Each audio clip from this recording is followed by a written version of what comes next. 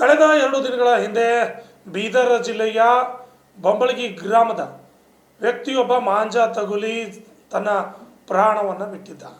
ಸಂಜೀವಮ್ಮ ಬಂಬಳಗಿ ಗ್ರಾಮದ ವ್ಯಕ್ತಿ ಸಾವನ್ನಪ್ಪಿರುವ ಘಟನೆ ನಡೆದಿತ್ತು. ಈ ಘಟನೆಯನ್ನು ತಿಳಿದ ನಂತರ ಜಿಲ್ಲಾ ಉಸ್ತುವಾರಿ ಸಚಿವ ಈಶ್ವರ್ ಖಂಡ್ರೆ ಅವರು ಸಂಜೀವ ಅವರ ಮನೆಗೆ ಭೇಟಿ ನೀಡಿ ಅವರ ಕುಟುಂಬಕ್ಕೆ ಸಾಂತ್ವನವನ್ನು ಹೇಳಿದ್ದಾರೆ. ಮಾಂಜಾದಾರ ತಗುಲಿ ತಾಳ್ಮಡ್ಗಿ ಗ್ರಾಮದ ಹತ್ತಿರ ಸಂಜೀವ್ ಸಾವನ್ನಪ್ಪಿದ್ದ. ಈ ಹಿನ್ನೆಲೆಯಲ್ಲಿ ಸಚಿವರಾದ ಈಶ್ವರ್ ಖಂಡ್ರೆ ಅವರು ಸಂಜೀವ್ ಅವರ ಕುಟುಂಬದವರ ಜೊತೆ ಮಾತನಾಡಿ ಅವರ ಕುಟುಂಬಕ್ಕೆ ಸಾಂತ್ವನವನ್ನು ಹೇಳಿದ್ದಾರೆ. ಈ ಘಟನೆ ಆಗಬಾರ್ದಿತ್ತು, ಆಗಿದೆ.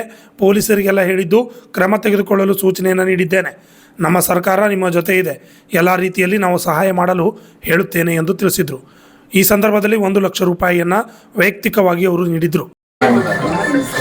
ಸಂಜು ಏನು ಉದ್ಯೋಗ ಏನು ಮಾಡ್ತಿದ್ದ ಸರ್? ಇಲ್ಲ ಸರ್, ಆಫೀಸಿಂದ ಸುಮ್ಮನೆ ಫಾರಮ್ಗಳು ಹೋಗಿ ಮಾಡ್ತಾರೆ. ನಿರುದ್ಯೋಗಿ ಸರ್, ನಿರುದ್ಯೋಗಿ. ಇದು ಚೆನ್ನಾಗಿ ಸರ್. ಹೌದು ಸರ್, ಇಕ್ಕಿದೆ ಸರ್. ನೀವು ಎಷ್ಟು ಜನ ಅಂತಂದರು? ಇಬ್ಬರು ಸರ್. ದೊಡ್ಡವ ರಾಜು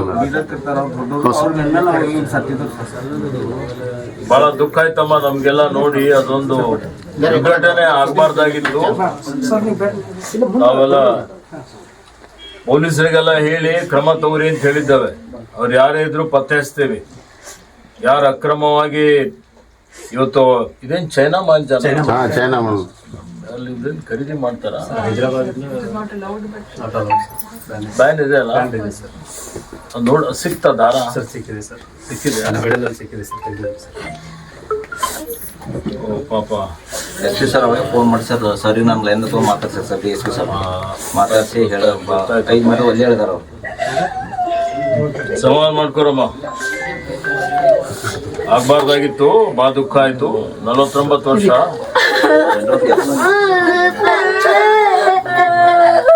ಓದಿದ್ಯಮ್ಮ ಮಗಳ? ಓದಿದ್ದೀರಿ? ಡಿ.ಎಡ್ ಮುಗ್ದದ? ಈಗೇನ ಜಾಬ್ ಅದನ? ಏನಿಲ್ಲ ಸರ್, ಪ್ರಾಪರ್ಟಿ ಪ್ರೈವೇಟ್. ಎಲ್ಲಿ? ಸರ್ ಏನಿಲ್ಲ ಸರ್, ಪ್ರೈವೇಟ್ ಅದು ಸುಮಾರು 5,000 ರೂಪಾಯಿ ಕೊಡ್ತದೆ. ಏನಿಲ್ಲ ಸರ್, ಅನ್ಎಂಪ್ಲಾಯ್ಡ್ ಸರ್. ಇವ್ರು ಅನ್ಎಂಪ್ಲಾಯ್ಡ್ ಸರ್, ಓದ್ಯಾರ ಖಾಲಿ ಕೂತಾರ. ಇದೇ ಕಾಲೋನಿ ನಿಮ್ದು? ಇದೇ ಕಾಲೇಜ್ ಇದೇ ಮನೆನಾ? ಸರ್ ನಾವು ಶ್ಯಾಮರಾವ್ ಬ್ರದರ್ಸ್. ಶ್ಯಾಮ್ ಬ್ರದರ್. ಆಯ್ತಮ್ಮ, ಸರ್ಕಾರ ನಿಮ್ ಜೊತೆಲಿದೆ. ನಮ್ಮ ಸರ್ಕಾರ ನಿಮ್ಗೆಲ್ಲ ರೀತಿಯಲ್ಲಿ ಸಹಾಯ ಮಾಡ್ಲಿಕ್ಕೆ ಹೇಳ್ತೀನಿ. ಒಂದು ಪ್ರಪೋಸಲ್ ಕಳಿಸ್ಬಿಡಿ CM ಕಡೆಯಿಂದ ಏನಾದ್ರು ಮಾಡ್ತಾರ ಸರ್. ಮತ್ತೆ 3 ಹೆಣ್ಮಕ್ಳು ಇದ್ದಾರೆ. ದಯಮಾಡಿ ತಾವು ಉಸ್ತುವಾರಿ ಮಂತ್ರಿ ಇದ್ದೀರಿ, ದಯಮಾಡಿ ಘೋಷಣೆ ಮಾಡಿ ಸರ್. ನೀವು ಮಾಡ್ತಾ ಇದ್ದೀರಿ, ಧನ್ಯವಾದ. ತಂದೆಯವ್ರು ಆರಾಮಿಲ್ಲೋದ್ರೂ ಬಂದಿರಿ, ತುಂಬ ಧನ್ಯವಾದ ಸರ್. ಎಲ್ಲ ಸರ್ಕಾರದ ನಿಯಮಗಳೆಲ್ಲನೇ ಪಾಲನೆ ಮಾಡ್ಬೇಕಾಗತ್ತೆ. ಮುಖ್ಯಮಂತ್ರಿಯವ್ರಿಗೆ ತೀರ್ಮಾನ ಮಾಡಬೇಕು. ಮುಖ್ಯಮಂತ್ರಿಯವ್ರಿಗೆ ಇಲ್ಲಿ ಏನು ವಾಸ್ತು ಇದು ಆಕ್ಸಿಡೆಂಟ್ ಇಲ್ಲ, ಒಂದು ದೊಡ್ಡ ಘಟನೆ. ಆಧಾರ ಸ್ತಂಭ ಸಂಜು ಕುಮಾರ್ ಅವರು ತಿಳ್ಕೊಂಡಾರ. ನಿಮ್ ಕೈ ಜೋಡಿಸಿ ವಿನಂತಿ. ನಾವು ಮೀಡಿಯಾದಲ್ಲಿ ಹೇಳಿದೆವು, ನಿಮ್ ಜೊತೆಯಲ್ಲೇ ಬಂದಾರ ಸರ್. ದಯಮಾಡಿ ನಿಮ್ ಕೈ ಜೋಡಿಸ್ತೇವೆ ಸರ್. ಕುಟುಂಬ ವತಿಯಿಂದ ನೀವು ಏನಾದ್ರೂ ಹೆಲ್ಪ್ ಮಾಡಿ ಘೋಷಣೆ ಮಾಡಿ ಹೋಗ್ಬೇಕು ಸರ್. ನಮ್ಗೆ ಬಹಳಷ್ಟು ಕಳಕಳಿ ಇದೆ ಸರ್. ನೀವು ಕಳಕಳಿಯಿಂದ ಒಪ್ಪದೆ ಸರ್. ಸರ್ ಗೊತ್ತಿಲ್ಲ ಅಂತ ಸರ್. ದಯಮಾಡಿ ಏನಾದ್ರೂ ನೀವು ಘೋಷಣೆ ನೀವು ಹೇಳ್ಬೇಕು ಸರ್. ಸರ್ಕಾರದಲ್ಲಿ ಪರವಾನಗಿ ತಗೊಂಡೆ ಘೋಷಣೆ ಮಾಡ್ಬೋದು. ಅರ್ಥ ಇಲ್ಲ. ನಾನು ಅದಕ್ಕೆ ಹೇಳಿದೆ ಎಲ್ಲ ರೀತಿಯ ಪ್ರಯತ್ನ ಮಾಡ್ತೇವೆ ಅಂತ. ಅರ್ಥ ಆಯ್ತಾ? ಪ್ರಯತ್ನ ಅವ್ರು ಬೀದಿ ಪಾಲಾಗ್ತಾರೆ ಸರ್. ದಯಮಾಡಿ ಆಗ್ಕೊಡೋದಿಲ್ಲಪ್ಪ. ಈಗ ಉದಾಹರಣೆಗೆ ಸರ್, ಅಲ್ಲಿ ಬಳ್ಳಾರಿದಾಗ ಸರ್ ಗುಂಡೇಟಿಗೆ 25 ಲಕ್ಷ ರೂಪಾಯಿ ಕೊಡ್ತಾರ. ಒಬ್ಬ 3 ಹೆಣ್ಮಕ್ಳು ಇದಾರೆ. ಸರ್ ರಾಜಕೀಯ ವಾತಾವರಣ ಸರ್. ಇವು ಸರ್ ನೋಡ್ರಿ, ದಯಮಾಡಿ ಸರ್, ನಾವೇನು ನಮ್ಗೆಲ್ಲ ದುಃಖ ಇದೆ. ದುಃಖದಲ್ಲಿ ಶಾಮಿಲ್ ಅದಕ್ಕೆ ಬಂದಿದ್ದೆ ಸರ್. ನೀವು ಬರ್ತೀರ ಅನ್ಕೊಂಡಿದ್ದೀವಿ ನಾವು ಸರ್. ಜನರು ಎಲ್ಲ ಹೇಳ್ತಿದ್ರು, ನಾವು ಹಾಸ್ಪಿಟಲ್ ಅಲ್ಲಿ ನಾವು ಶವ ಸಂಸ್ಕಾರ ಮಾಡಲ್ದೇನೆ ಹೋರಾಟ ಮಾಡ್ಬೇಕು, ಬೇಡಿಕೆ ಇಡಬೇಕಂತಂದಿರು. ಆದ್ರೂ ನಿಮ್ಮ ನಂಬಿಕೆ ಇಟ್ಟು ನಾವು ಶವ ಸಂಸ್ಕಾರ ಮಾಡಿದೇವು ಸರ್. ಸರ್ ನೀವು ಹೇಳ್ರಿ, ದಯಮಾಡಿ ಹೇಳ್ಬೇಕು ಸರ್. ನೀವು ಮಾತಾಡಿ ಹೇಳಪ್ಪ. ಮುಖ್ಯಮಂತ್ರಿಯವ್ರ ಕಡೆಯಿಂದ ಏನ್ ಸರ್ಕಾರದಿಂದ ಮ್ಯಾಕ್ಸಿಮಮ್ ಸಹಾಯ ಆಗ್ಬೇಕು, ಸಹಾಯ ಮಾಡಿಸ್ಕೊಡ್ತೀವಿ ಸರ್. ನಾವು ಬೇಡಿಕೆ ಇಟ್ಟಿದ್ದೇವೆ ಸರ್. ದಯಮಾಡಿ ಸರ್, ನಿಮ್ ಬೇಡಿಕೆ ಎಲ್ಲ ಗಮನದಲ್ಲಿ ಇಟ್ಕೊಳ್ತೇವ್ರಿ. 3 ಹೆಣ್ಮಕ್ಳು ವಿದ್ಯಾಭ್ಯಾಸ ಇದೆ, ಅವ್ರ ಮದುವೆ ಅಂತ ಎಜುಕೇಶನ್ ಅಂತ ಇದೆ ಸರ್. ನೀವು ದಯಮಾಡಿ ಇದರಿಂದ ಅವ್ರಿಗೆ ಏನು ಸಮಾಧಾನ ಆಗಲ್ಲ ಸರ್. ವರ್ಷಿಗೆ 2 ಲಕ್ಷ ರೂಪಾಯಿ ಕಟ್ಟಬೇಕು. ಇವ್ರಿಗೆ ಹೋಸ್ಲಕ್ಕೆ ಇವಾಗ 5-6 ಲಕ್ಷ ರೂಪಾಯಿ ಹೊರಗೆ ಸಾಲ ತಂದಾರ ಸರ್ ಅವರು. ನಿಮ್ಗೆ ರಿಲೇಷನ್ ಆಗ್ಬೇಕಾ? ಇಲ್ಲ ನಮ್ಮ ಸಂಬಂಧ.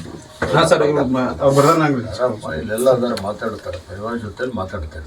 ಮಾತಾಡಿ ಅವ್ರದ್ದು ಏನು ಸಮಸ್ಯೆ ಅದ ನಾವು ಬಗೆಹರಿಸ್ತೀವಿ. ಒಂದ್ಸಲ ಹೇಳಿದ್ಮೇಲೆ ಮುಗೀತು. ಅರ್ಥ ಆಯ್ತಾ ಸರ್? ನೀವು ಹೇಳ್ರಂತ ಹೇಳ್ತೀವಿ ಸರ್. ನಮ್ಮ ಕಡೆಯಿಂದ ಎಲ್ಲ ರೀತಿಯ ಸಹಾಯ ಮಾಡ್ತೀವಿ, ತಿಳಿತಾ? ಅದಕ್ಕೆ ನಾನು ಮುಖ್ಯಮಂತ್ರಿಯವರು ಮಾತಾಡ್ತೇನೆ, ಮಾತಾಡ್ಲಿಕ್ಕೆ ಆಗಲಿಲ್ಲ. ಇದೆಲ್ಲ ನಮ್ಮಲ್ಲಿ ಸ್ವಲ್ಪ ಎಲ್ಲ ಸಮಸ್ಯೆ ಇದೆ. ಮಾತಾಡಿ ಅದಕ್ಕೆ DC ಅವ್ರಿಗೆ ಕರ್ಕೊಂಡು ಬಂದಿದ್ದೀನಿ. CO ಅವರಿದ್ದಾರೆ, ಇಲ್ಲೇ AC ಅವರಿದ್ದಾರೆ. ಕ್ರಮಬದ್ಧವಾಗಿ ಪ್ರಸ್ತಾವನೆ ಸರ್ಕಾರಕ್ಕೆ ಕಳಿಸಿ ಸರ್ಕಾರದಿಂದ ಏನು ಗರಿಷ್ಠ ನಿಮಗೆ ಸಹಾಯ ಮಾಡ್ಬೋದಾಗಿದೆ ಹೆಲ್ಪ್ ಮಾಡಿ ಸರ್. ಗರಿಷ್ಠ ಆ ಸಹಾಯ ಮಾಡ್ತೀವಿ. ಸರ್ ಪ್ರಸ್ತಾವನೆ 50 ಲಕ್ಷ ರೂಪಾಯಿದು 5 ಎಕರೆ ಜಮೀನು ಸರ್ಕಾರಿ ನೌಕರಿ ಅಂತ ಪ್ರಸ್ತಾವನೆ ಕಳಿಸ್ತಾರೆ ಜಾಬ್ ಕೋರ್ಸ್ ಜಾಬ್ ಸರ್. ಏನೇನು ಸಾಧ್ಯ ಇದೆ ನೀವು ಮನಸ್ಸು ಮಾಡಿದ್ರೆ ಆಯ್ತು ಸರ್. ನೀವು ಹೇಳ್ರಿ ಸರ್. ನೀವು ಭರೋಸೆ ಇಲ್ಲಿ ಈ ಕ್ಷಣದಾಗ ಕುಟುಂಬ ಕೊಟ್ಟು ಹೋಗಿ ಸರ್. ದಯಮಾಡಿ ನಿಮ್ಮ ಕೈ ನೋಡ್ತೀವಿ ಸರ್. ಪ್ಲೀಸ್ ಸರ್, ಎಲ್ಲ ಹೆಲ್ಪ್ ಮಾಡ್ರಿ. DC ಸಭೆ ಓದಮ್ಮ ಚೆನ್ನಾಗಿ. PUC ಅವ್ರು ಮಾತಾಡಮ್ಮ. ಹೇಳಿದ್ಯಾ ನೀನು? ಆಯ್ತು, ಕೂತು ಕೂತ್ಕೊ.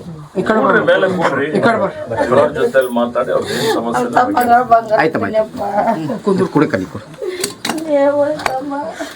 ನೋಡ್ರಿ. ಯಾರೇ ಇದ್ರು ಆರೋಪಿಗಳಿದ್ರು ಪತ್ತೆ ಹಚ್ಚಲಿ, ಆಯ್ತಾ? ಪತ್ತೆ ಹಚ್ಚಿ ಅವ್ರಿಗೆ ಕಠಿಣವಾದಂತಹ ಶಿಕ್ಷೆ ಕೊಡಿ.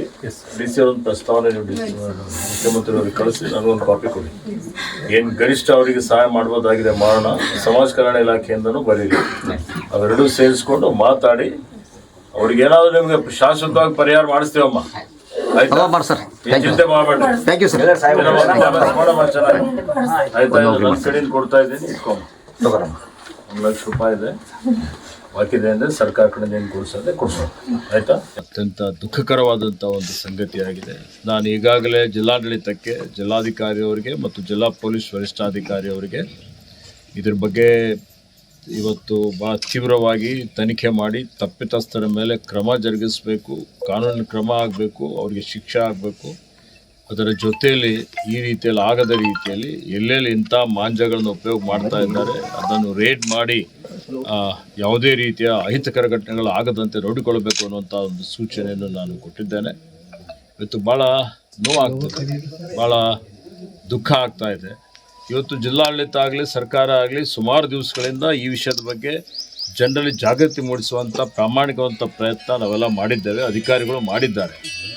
ಇವತ್ತು ಎಲ್ಲ ಕಡೆ ಭಿತ್ತಿಪತ್ರ ಹೊರಡಿಸಿದ್ದಾರೆ, ಇವತ್ತು ಪತ್ರಿಕೆಯಲ್ಲಿ ಹೇಳಿಕೆಯನ್ನು ಕೊಟ್ಟಿದ್ದಾರೆ. ಗ್ರಾಮ ಪಂಚಾಯತ್, ತಾಲೂಕ್ ಪಂಚಾಯತ್ ಮಟ್ಟದಲ್ಲಿ ಜಾಗೃತಿ ಮೂಡಿಸುವಂಥ ಒಂದು ಕೆಲಸ ಜಿಲ್ಲಾಡಳಿತ ಮಾಡಿದೆ. ಆದಾಗ್ಯೂ ಸಹಿತ ಕೆಲವೊಂದು ಜನ ಇವತ್ತು ಸಂಕ್ರಾಂತಿ ದಿವಸ ಇದೊಂದು ಹುಚ್ಚಾಟ ಅಂತ ಹೇಳ್ಬೋದು, ಗೊತ್ತಿದ್ದು ಈ ರೀತಿಯಲ್ಲಿ ಚೈನಾ ಮಾಂಜವನ್ನು ಇದು ನಿಷೇಧಿತವಾದಂಥದ್ದು, ಇದನ್ನು ಉಪಯೋಗ ಮಾಡಿ ಈ ಜೀವಹಾನಿಗೆ ಕಾರಣೀಕರ್ತರಾಗಿದ್ದಾರೆ. ಅಂಥವ್ರ ಮೇಲೆ ಕಠಿಣವಾದಂಥ ಒಂದು ಕ್ರಮ ತೆಗೆದುಕೊಳ್ಳುವಂಥದ್ದು, ಅವರಿಗೆ ಶಿಕ್ಷೆಗೊಳಪಡಿಸುವಂಥದ್ದು ಭಾಳ ಅವಶ್ಯಕತೆ ಇದೆ. ಅದು ನಮ್ಮ ಜಿಲ್ಲಾಡಳಿತ ಸರ್ಕಾರ ಇದನ್ನು ಅತ್ಯಂತ ಗಂಭೀರತೆಯಿಂದ ಪರಿಗಣನೆ ಮಾಡಿದೆ ಮತ್ತು ಅವ್ರ ಮೇಲೆ ಸೂಕ್ತವಾದಂಥ ಕ್ರಮ ಆಗೇ ಆಗ್ತದೆ ಅನ್ನುವಂಥ ಒಂದು ಮಾತನ್ನು ಇಲ್ಲಿ ಹೇಳಿಕೆ ಬಯಸ್ತಾ ಇದ್ದೀನಿ. ಇವತ್ತು ನಾನು, ಜಿಲ್ಲಾಧಿಕಾರಿಯವರು, ಮುಖ್ಯ ಕಾರ್ಯನಿರ್ವಹಣಾಧಿಕಾರಿಗಳು ಎಲ್ಲ ಬಂದು ಈ ಒಂದು ಬಡ ಕುಟುಂಬ ಸಂಜೀವನ ಕುಟುಂಬಕ್ಕೆ, ಅವರ ಪರಿವಾರದವರಿಗೆ ಭೇಟಿ ಕೊಟ್ಟಿದ್ದೇವೆ. ಅವರ ಧರ್ಮಪತ್ನಿ ಇದ್ದಾರೆ, 4 ಜನ ಮಕ್ಕಳಿದ್ದಾರೆ. ಭಾಳ ಇವತ್ತು ಮಕ್ಕಳೆಲ್ಲ ವಿದ್ಯಾಭ್ಯಾಸ ಮಾಡ್ತಾ ಇದ್ದಾರೆ.